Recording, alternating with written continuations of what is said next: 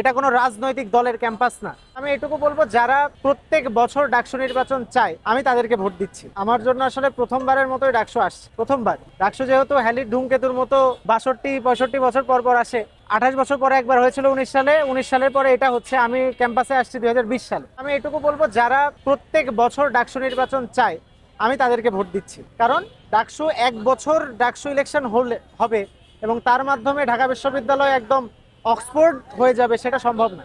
যদি ডাকসু প্রত্যেক বছর হয়, প্রতি বছর হতে থাকলে একটা সিস্টেমের মধ্যে আসবে এবং তখনই আসলে দেখা যাবে যে ঢাকা বিশ্ববিদ্যালয়ে একটা পজিটিভ চেঞ্জ আসছে। যেই সব প্রার্থীরা তাদের ইশতেহারের মধ্যে আছে যে তারা প্রতি বছর ডাকসু হবে, এটা নিয়ে কাজ করবে, আমি তাদেরকেই ভোট দেবো। অনেকের কাছে এটা মনে লাগতে পারে যে প্রতি বছর যদি ডাকসু হয় তাহলে হয়তো বা এমনই কেওয়াজ থাকবে, কিন্তু আসলে তা নয়।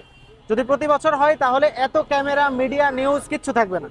তখন এটা হয়ে যাবে একটা ইন্টার ডিপার্টমেন্ট ফুটবল ক্রিকেট টুর্নামেন্টের মতো।